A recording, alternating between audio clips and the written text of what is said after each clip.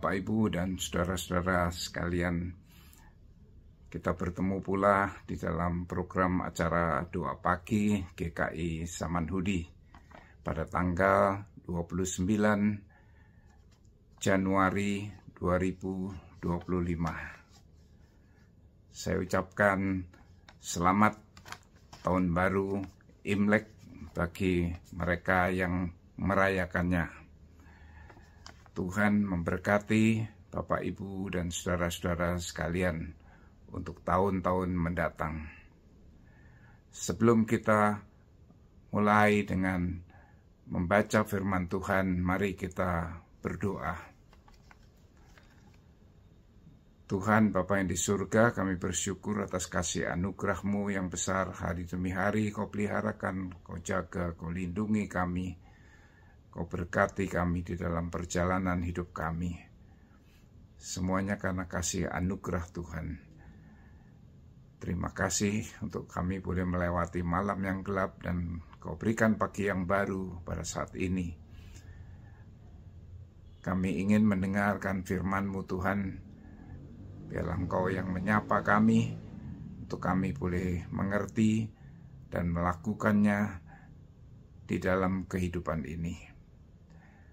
Hanya di dalam nama Tuhan Yesus kami boleh berdoa dan bersyukur. Amin. Bacaan kita pada pagi hari ini diambil dari Yeremia 36. Yeremia 36 ayat ke-27 sampai 32. Saya bacakan demikian. Sesudah Raja membakar gulungan berisi perkataan-perkataan yang dituliskan oleh Baruch langsung dari mulut Yeremia itu, datanglah firman Tuhan kepada Yeremia bunyinya, ambillah lagi gulungan lain dan tuliskanlah di dalamnya segala perkataan yang semula ada di gulungan pertama yang dibakar oleh Yoyakim Raja Yehuda. Mengenai Yoyakim Raja Yehuda haruslah kau katakan, beginilah firman Tuhan, engkau telah membakar gulungan itu sambil berkata, mengapa engkau menulis di dalamnya bahwa Raja Babel pasti akan datang untuk memusnahkan negeri ini dan melenyapkan dari dalamnya manusia dan hewan. Sebab itu beginilah firman Tuhan tentang Yoyakim Raja Yehuda. Tidak ada dari keturunannya yang akan duduk di atas takhta Daud. Mayatnya akan tercampak, terkena panas di waktu siang dan dingin di waktu malam. Aku akan menghukum dia dan keturunannya dan hamba-hambanya karena kesalahan mereka. Aku akan mendatangkan atas mereka, atas penduduk Yerusalem, dan atas orang Yehuda segenap malapetaka yang kuancamkan kepada mereka dan yang tidak mau mereka dengarkan. Yeremia lalu mengambil gulungan lain dan memberikannya kepada Baruch bin Neria, juru tulis itu. Baruch menuliskan di dalamnya langsung dari mulut Yeremia segala perkataan yang ada di dalam kitab yang telah dibakar oleh Yoyakim, Raja Yehuda. Bahkan masih ditambah dengan banyak perkataan serupa.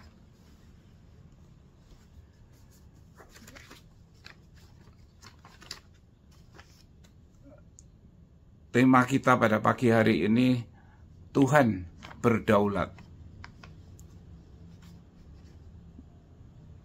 Bapak, Ibu, dan saudara-saudara sekalian, apakah yang dimaksud dengan berdaulat?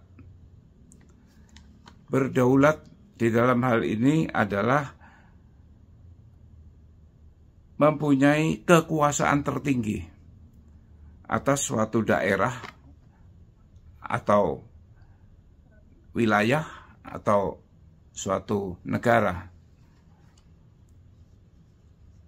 Apa kata seorang politikus terkenal yang mendirikan Republik Rakyat Tiongkok,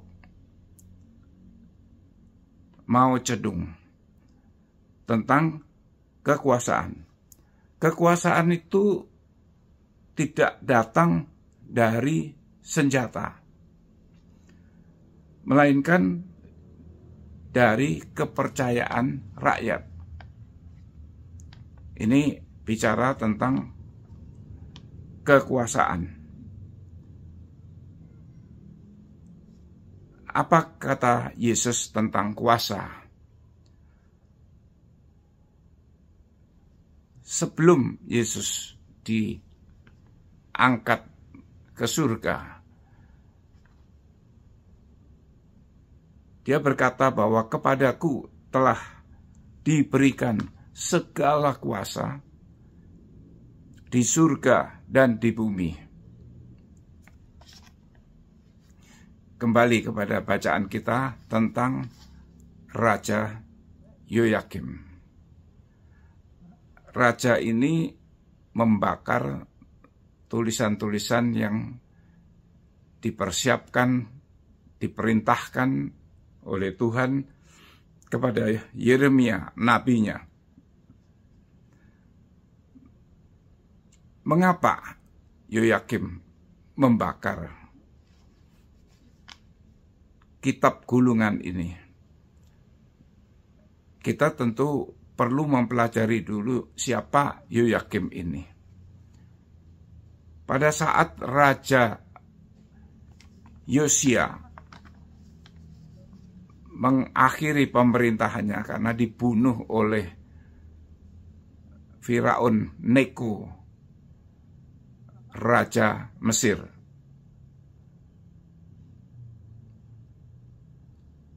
Sesudah itu rakyat mengangkat Yoahas menjadi raja. Itu anak dari Yosia. Tetapi oleh Raja Mesir, Firaun Neko, Yoahas dikurung, dikucilkan. Dia tidak bisa menjadi raja kembali. Maka diangkatlah raja baru oleh Firaun Neko.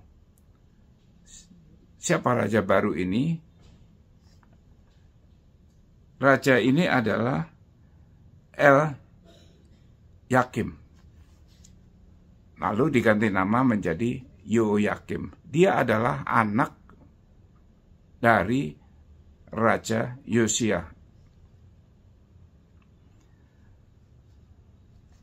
Jadi Raja Yoyakim diangkat oleh Firaun Neko, Raja Mesir.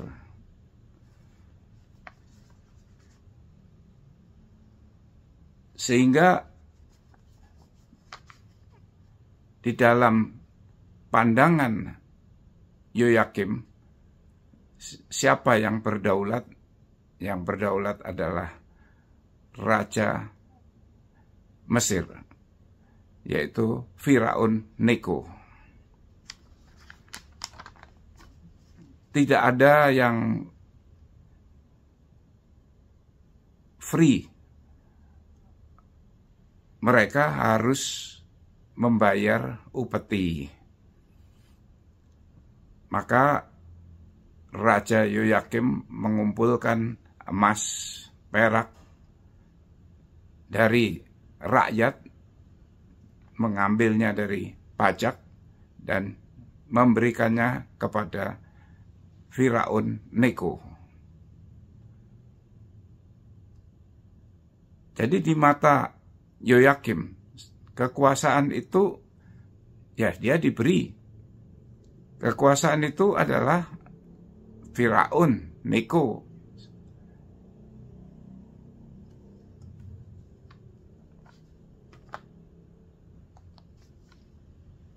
Lalu mengapa Yoyakim membakar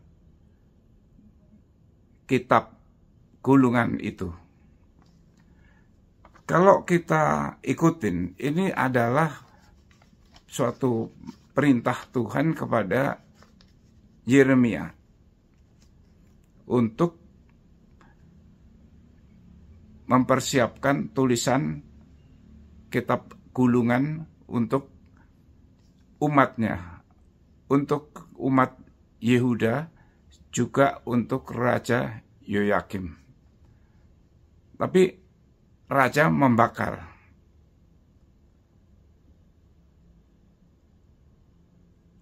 Karena peristiwa ini sudah terjadi barangkali hampir 1000 tahun yang lalu.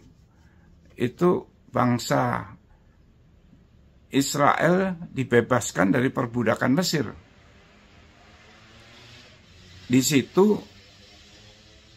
setelah sekian lama Yoyakim sudah tidak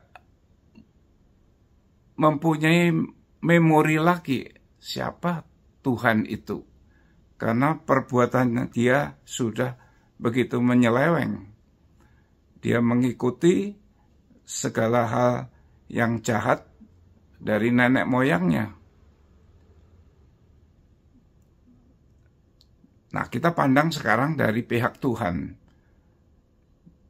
Tuhan berdaulat, yes. Tapi di dalam hal ini cerita yang sudah lama kalau kita lihat sejak Salomo turun takhta, kerajaan terpecah menjadi 2, dan itu sudah lebih dari 10 generasi. Maka mereka ada yang melakukan yang baik di hadapan Tuhan, ada melakukan yang jahat. Dan terus-menerus demikian. Tapi raja yang paling jahat adalah Manasye. Segala kejahatan dilakukan oleh Raja Manasye itu. Dia juga menyembah berhala. Dia juga membuat mezbah-mezbah untuk berhalanya. Dia menumpahkan darah orang yang tidak bersalah. Bahkan dia mengorbankan anaknya sendiri dalam api. Kejahatan ini sangat menyakitkan hati Tuhan. Karena Tuhan melihat betapa jahatnya sang raja ini.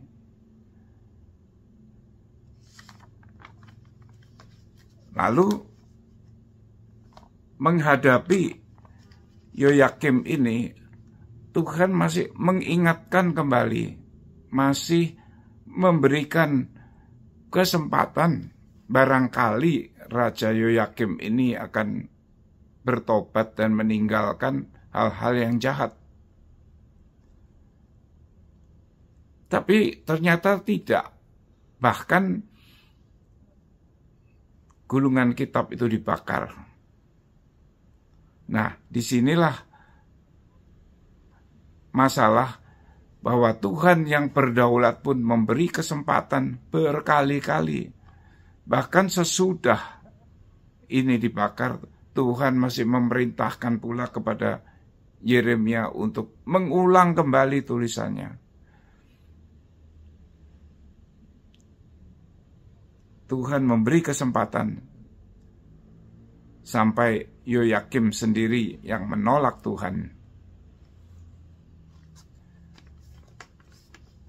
Maka kita akan sampai kepada mengapa atau apa sih yang dituliskan Tuhan ini sampai Yoyakim itu membakar kitab gulungan itu. Karena Yoyakim ini dekat dengan Firaun Neko, artinya sudah nyaman dia. Dia bersandar kepada Firaun Neko, Raja Mesir. Dia anggap sudah CS. Namun ternyata bahwa Tuhan mempunyai pikiran yang lain, mempunyai jalan-jalannya yang lain. Tuhan mempunyai cara untuk memberikan hukuman yang lain.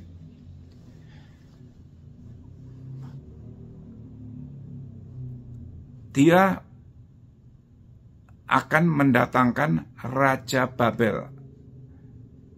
Raja Babel akan tiba, akan menghukum rakyat Yehuda, akan menghabiskan.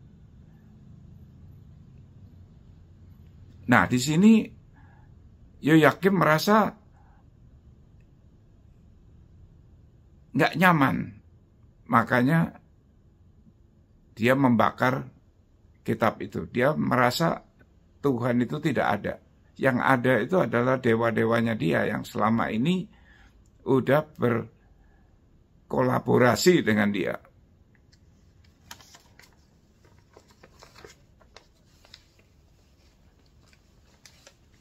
Tuhan berdaulat, tapi Tuhan penuh kesabaran untuk mengingatkan manusia. Kalau Yoyakim, Raja Yehuda ini sangat melekat, sangat mengandalkan Raja Mesir, maka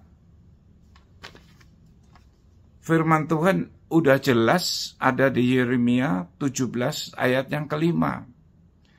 Terkutuklah orang yang mengandalkan manusia, yang bersandar pada kekuatan manusia fana, dan yang hatinya menjauh dari Tuhan. Itu terkutuk, dikatakan. Namun sebaliknya, diberkatilah orang yang mengandalkan Tuhan, yang mempercayakan dirinya kepada Tuhan. Jadi ini sebaliknya, orang yang mengandalkan Tuhan itu akan diberkati. Dalam kehidupan kita sehari-hari, kita pasti masing-masing mendapat kekuasaan, baik besar ataupun kecil di dunia ini.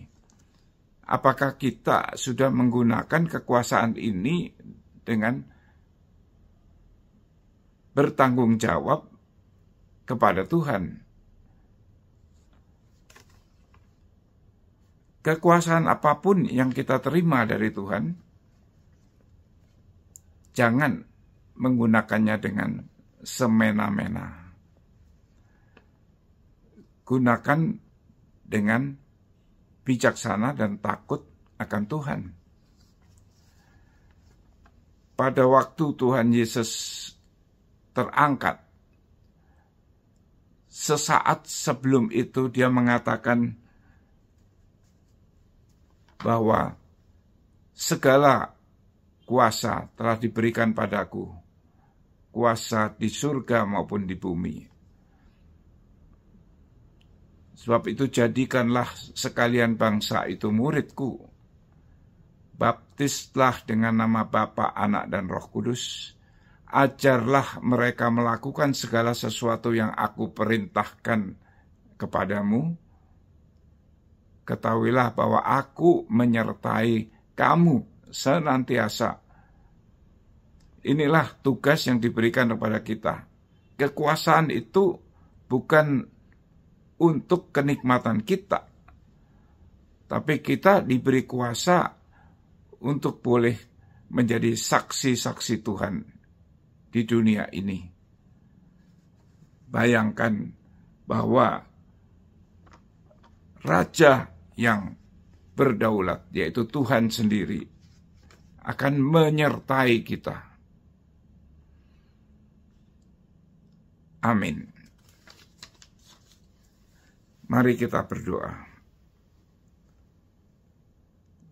Tuhan Bapa yang di surga, seringkali kami tidak kuat menerima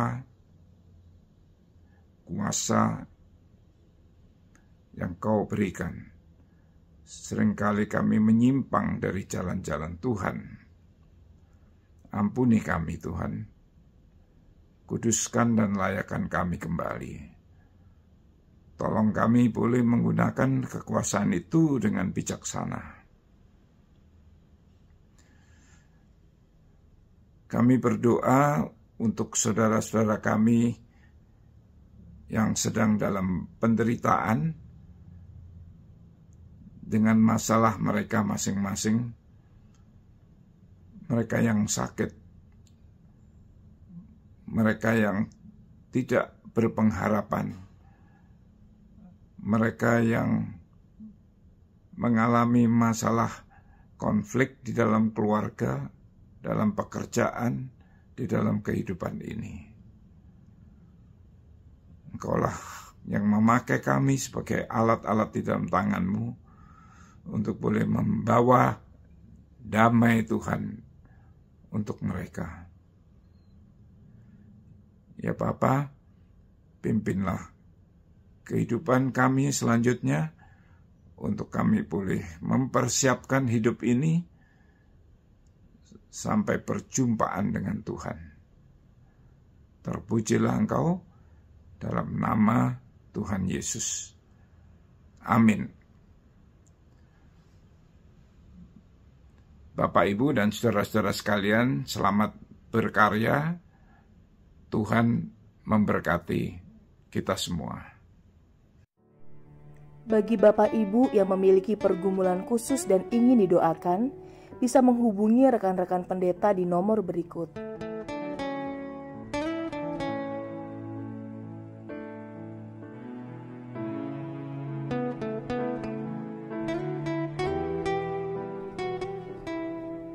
Tuhan Yesus memberkati.